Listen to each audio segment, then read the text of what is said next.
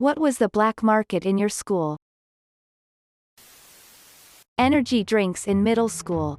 There were two kids who just happened to have parents who owned liquor stores in the town. One kid started taking stuff from their parents' supply and selling it out of his backpack. Other kid caught wind of it and figured he should get into the game too. Honestly, the other kid finding out was the best thing for me because the market adjusted just like it should have. Kid 1 was selling warm Monster energy drinks for $5. New kid came in and sold them for $4.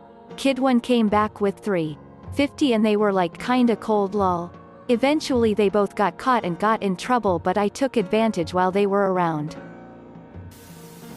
In my 9th grade English class, there was this kid who would bring soda and Pop-Tarts to class and sell them. We weren't allowed to eat in class, so I had to eat my chocolate fudge Pop-Tarts discreetly. Eventually, the teacher put a stop to it, but it was a good run while it lasted. In high school there was this game fad where people would try to stealth zip tie other people's bags to their desks. Shoes together, whatever, so they'd be stuck when the bell rang. One guy sold the heavy-duty zip ties and another sold mini scissors for easy escape. There was a kid who sold lemonade out of his car. He made it a real business after high school. I wonder how he's doing with COVID. There was a kid who gave away sandwiches for free, but the school stopped him because he was creating a gang culture. Quote, I literally sold stretched out, dried baby wipes for $2 a piece. Baby wipes get super soft when they're dry, or at least that brand did, and my classmates were fascinated. I claim to have sewn these mini blankets myself.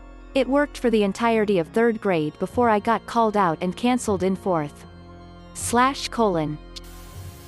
Wasn't really a black market, but people would offer service for things. Not many people liked giving money, so here's how it would go. Dude, can you get me a can of dip and some booze? I will come to your farm or ranch to work for it. Sure, just come and feed the cattle Saturday morning and it's yours. Quote. When I was in grade school I started making mini clothes out of fleece and sewing them on my Hello Kitty sewing machine. I charged like $0.25 for each outfit, but it very quickly became an issue with people trying to steal my supplies and others not being able to purchase the clothes. It got shut down and I had to low-key sell the clothes at recess. Me and my friend had several get-rich-quick schemes that never paid off. A few that come to mind: we got the idea of breeding Mai and his dog to get puppies and sell them. So he brought his dog over and we locked them in my room to get the deed going.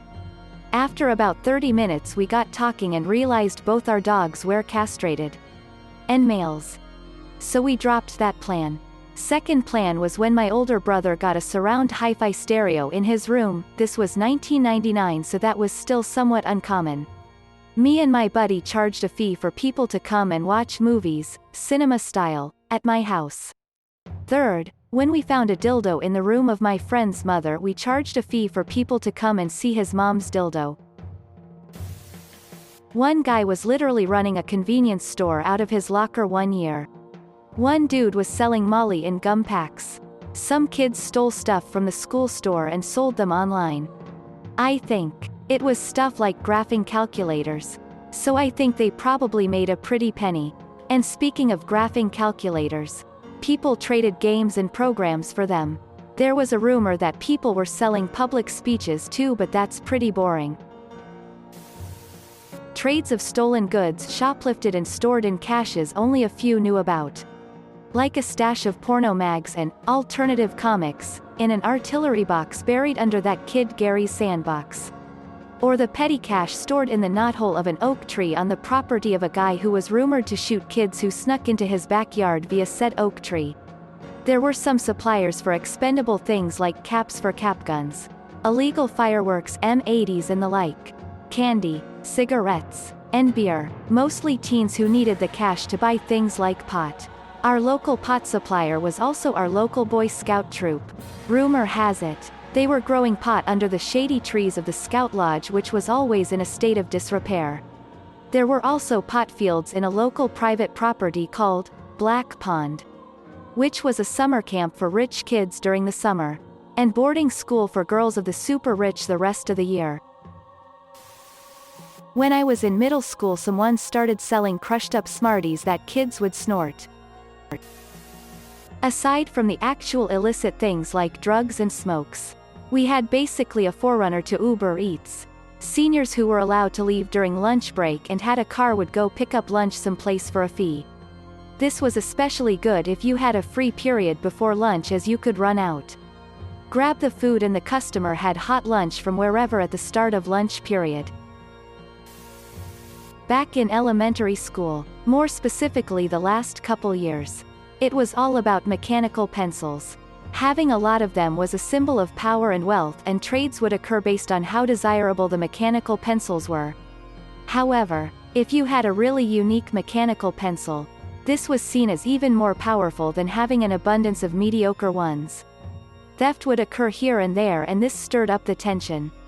Classes were formed and social circles were reflective of this. There were at least 5 folks selling weed on a large scale, and a few others selling other stuff. One guy sat next to me in history, and one day in class opened his bag and showed me a very large mason jar just stuffed full of weed, next to a scale and baggies. These folks would always talk about running pounds on a train from California. People got caught, but were only put on a program to keep track of them. Some other folks turned to stealing band equipment and computers, and selling that off, for being one of the nicer public schools in town. It was full of unchecked crime. Also had a guy that would put different OS on iPods for a fee, 'cause those were a thing. Not sure how black market that is though. Candy. I swear the only reason kids were nice to me in 9th and 10th grade was because I always had candy in my backpack.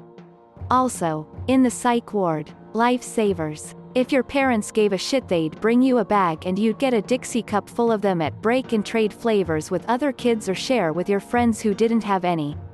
Different flavors were worth more.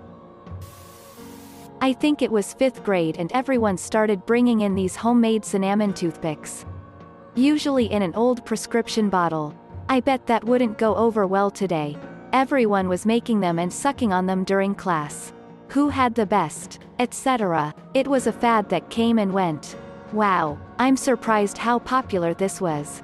When was all this big toothpick activity going on? For me it was late 70s around the Dallas area. Those big ass round lollipops that come in funky flavors. I used to take a train to school every day and a kid would sell them too for $1. Probably gave him $200 personally over the course of middle school. I like lollipops. Not mine, but I just found out that my friend's sister makes their mom order venti-sized drinks at Starbucks with 3 separate ice cups, distributes the venti drink to the other cups and sells them for $5 a piece. Literally costs her $0 because her mom buys them and gets $15 at least twice a week. I ran it. It was $1 soda cans out of unused lockers. I moved inventory almost weekly and had multiple kids helping me out in exchange for free soda. Made upwards of $3,000 over 4 years. Almost got caught once because a new student was given a lock I was using, but I managed to move inventory before a teacher found it. This was a huge school. Mind you, I had probably 20-ish lockers. I used to draw hentai for a coup of bucks. Also, the default punishment for bad behavior and stuff was copying the rules of the school a certain number of times. I wrote a few more copies every time I got punished and sold them to classmates. Haha, that's funny smiley face. Hentai was a long ways in the future when I was in school, 80s, but I drew and sold nudes for $5 to $10 a piece. Most of my requests were for the supermodels of the time. I didn't have to write the school rules but ended up being caught once and having to spend 2 days in school suspension, which was a special kind of hell. You weren't allowed to do anything except sit silently for the entire day and stare at the wall. We have this girl that's really sweet and cute and always wears pastel colors. She's so unassuming and innocent looking that none of our teachers will ever know she sells pot muffins with edible Hello Kitty stickers on them. I was the hookup for sex toys in high school. Can't buy 'em under 18, but I knew stores that didn't card. I also sold condoms to kids that didn't have a way to get them without their parents knowing. I gave a bunch of condoms to my friends as a kid cause I didn't want any of 'em getting STDs or pregnant lol. Got 'em free from Planned Parenthood. These were people who didn't have cars. We lived in a very rural area, so if you wanted condoms you had to drive and get 'em, and for many people it was dangerous to keep a bunch of 'em in case your parents found it in your room, so I sold 'em for 50 cents a piece. I was very good at forging signatures. Get me a sample of your parents' signature and for $5 I'd sign whatever. This was back in the 80s. $5 would keep me in Munchos and Red Pop for days.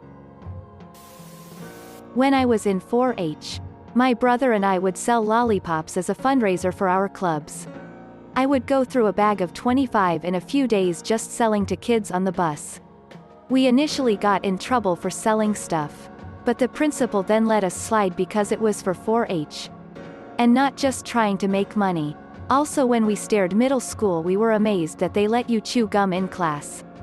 People started bringing in packs and selling sticks for 25 cents. Fireworks. In Australia these were banned without a permit. And we were 14-year-olds without a permit. My best mate ended up getting bags and bags of fireworks from his stepdad, and I would sell them at school for him. We would split the profits 50-50, and for that year we lived like kings. I remember kids trying to extort me, asking me to give them cheap or free fireworks or they'd tell the principal. I never gave in because I didn't want to lose profits. So I'd tell them to go ahead and do their worst. Then I'd give my bag to my friends to hold for me. These kids were clearly bluffing because nothing ever came of it. Though I remember a few times where I had barely any school books in my bag because I needed the room for fireworks. And during class the principal walked in and looked around the room. Then pointed at another kid and asked them to go with him. Those moments made me think my time was up. Other kids would say they could get fireworks cheaper and I told them to go for it. But they would always come back for my fireworks. 20 years on and I'm just glad that I never got caught and that no one ever blew their hands or fingers off. Thanks for watching. If you liked the video, give it a thumbs up.